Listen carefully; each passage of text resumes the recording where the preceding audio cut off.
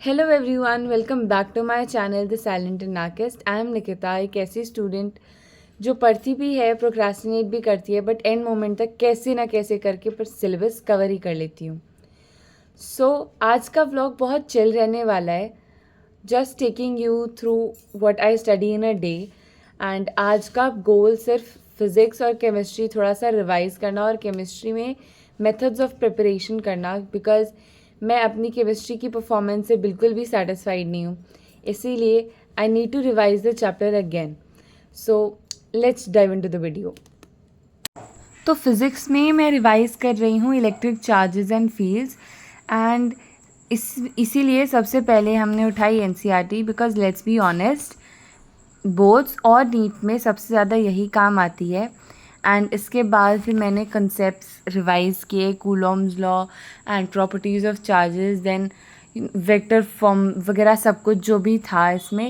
And उसके बाद मैंने प्रैक्टिस किए हर एक टॉपिक के कुछ 3 से 4 न्यूमेरिकल्स। एंड जो न्यूमेरिकल्स प्रैक्टिस किए हुए थे उसको रिवाइज किया।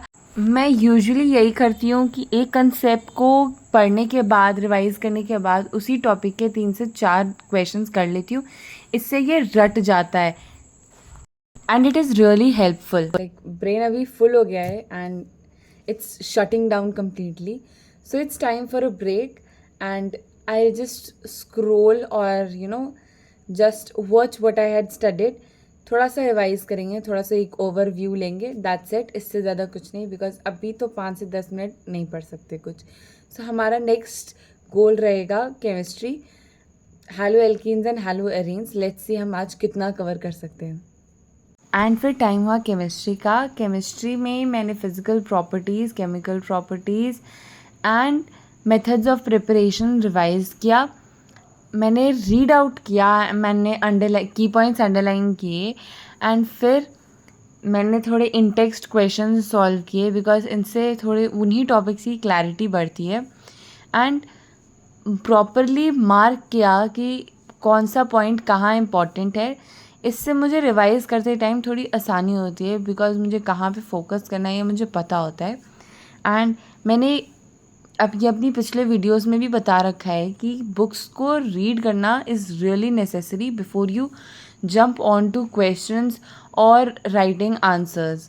So make sure you read the NCERT before diving into making your notes and practicing questions way before. Because when you have read NCERT, you are knowing कि किस topic के बाद कौन सा टॉपिक लगेगा एंड कौन सा टॉपिक कहाँ पे यूज़ होना है। इस चीज़ की बेसिक नॉलेज बुक्स पढ़ने के बाद ही आती है, इसीलिए don't miss that part at any cost. जब भी मैं कोई नया टॉपिक उठाती हूँ, आई मेक श्योर कि मैं उसको पढ़ रही हूँ एंड फिर मैं उसकी रिएक्शंस खुद से लिख रही हूँ। एंड रिएक्शंस के पीछे का logic, that is the mechanism जो है, उसे समझ रही हूँ। इससे बहुत ज़्यादा आसान हो जाती है केमिस्ट्री। फिर मैंने प्रिपरेशन मेथड्स पर फोकस करना स्टार्ट किया। मैंने उन सभी रिएक्शंस को लिखा।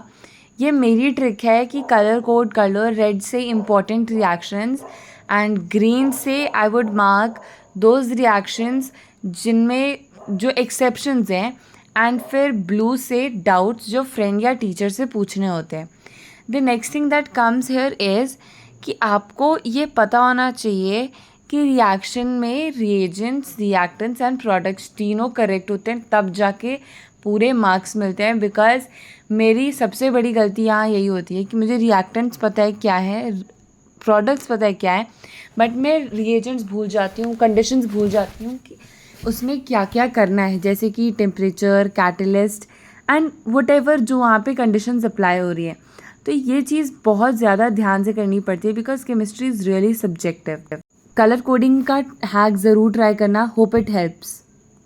So that is it for today's video. Let's see each another in the next video, and till then, bye bye, take care.